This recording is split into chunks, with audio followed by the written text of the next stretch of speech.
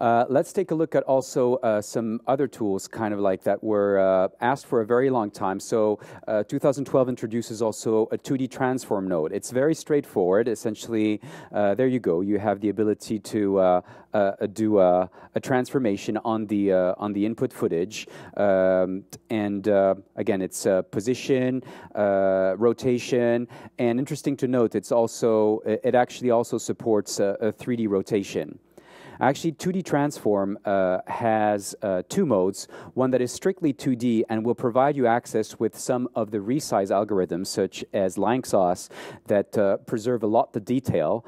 And it also has a perspective mode. You can switch from one to the other, but you will notice that when you're in perspective, obviously, you can actually have 3D transforms that get applied to your images. But if you switch back to pan and scan mode, it will strictly consider only the 2D transforms, so the position and the scaling, not in rotation.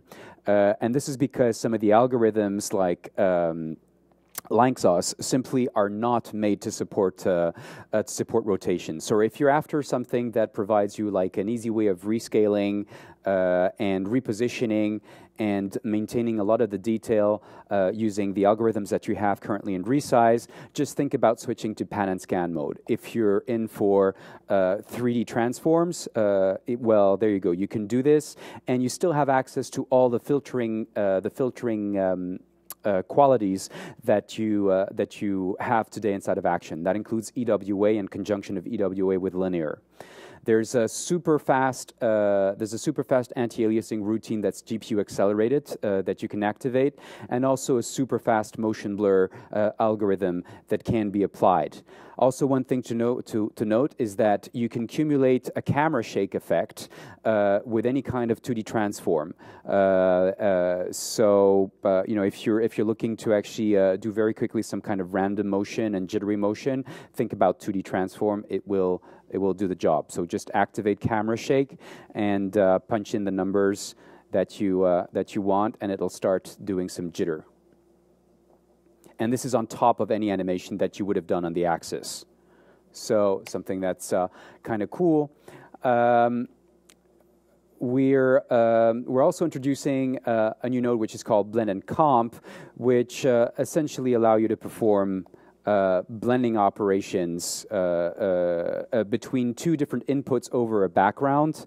Lennon Comp supports a whole array of different blend modes, and that would include the Photoshop blend modes, the GIMP blend modes, and the Flame blend modes. So you can within Lennon Comp, you can control how input 1 and input 2 blend together, and you can also control the way that they then blend over a background of your choice. Each of the inputs can be color corrected independently, directly in context, and the entire result can also be boosted as a whole. So there's a lot of flexibility there, and essentially it's called blend and comp. And again, purpose is to blend an input 1 over an input 2, the result of that blended over a background. Moving forward, we have a bunch of tools that really, you know, should have been there for a while, but never made their way into Flame. And so let's talk about a couple of them. One is Deform. And so Deform is a tool. Let me switch back to video here.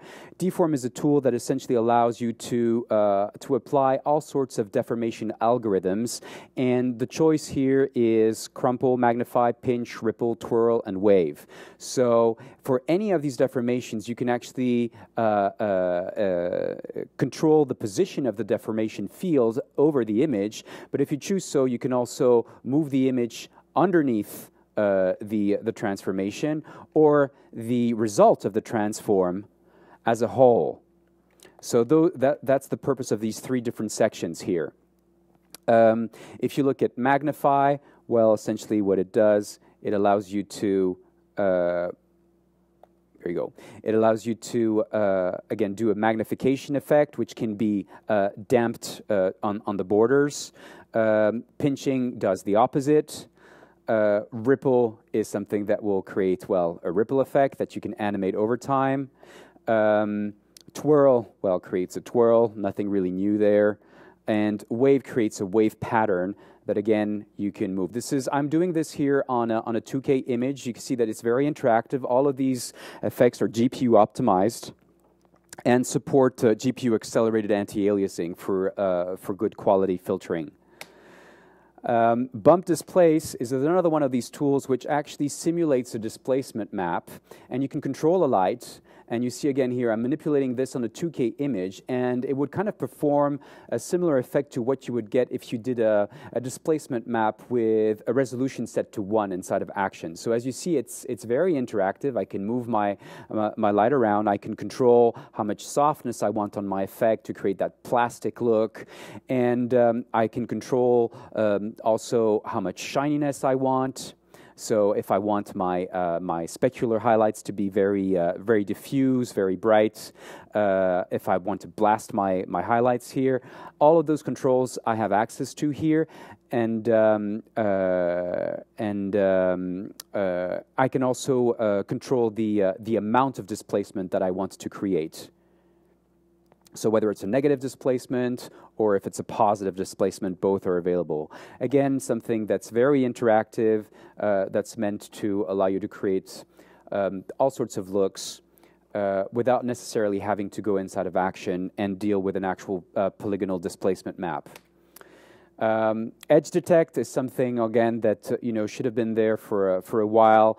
It is really a tool that's dedicated to color edge detection, provides a range of different options, whether it's, if you want to have monochromatic edges, or if you want just the chroma, the edge detection to happen on the chroma in HLS color space or in RGB color space. You can, at any point in time, decide how precise and refined your edges should be. You have access over a bunch of parameters to deal with a threshold. You can activate double edges if that's what you want. You can also have a directional edge detection where you control the angle. And of course, the interesting thing is that all of this can actually be mixed with a blend mode. So at any point in time, you can decide to output the edges only, or you can choose to actually mix them over your input image. And you have a selection of different blend types, pretty much everything that you can dream of, really, to create all sorts of funky effects. So that's really it for edge detection. Another really cool little note that we have here is damage. Now, damage is essentially a tool that's dedicated to simulate all sorts of different damage types, whether it's film, video, or even digital damage. It actually has a lot of possibilities, and you could spend a lot of time just experimenting. Also, what we're introducing here is a new depth of field tool, and all the tools that I've shown you so far in this particular section are actually available in Flame and Smoke. They're labeled as flame effects, and so Smoke for the first time gets a depth of field tool that's also true for Smoke on the Mac. This depth of field tool essentially allows you. So this is a linear image. I'm going to switch to a linear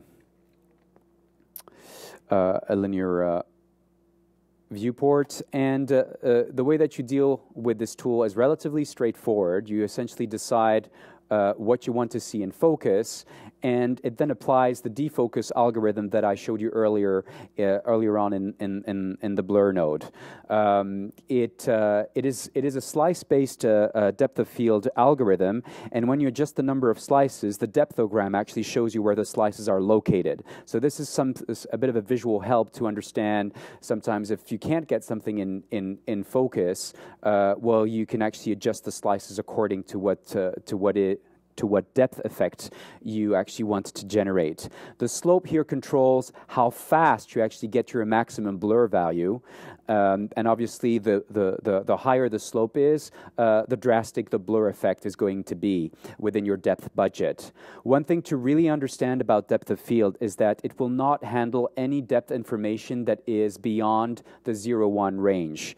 It automatically clips any negative value, but if you have any depth value that sits outside outside of 1 or that are superior to 1, it is very important that you bring them back within the 0-1 range. So here I just did that with a color correct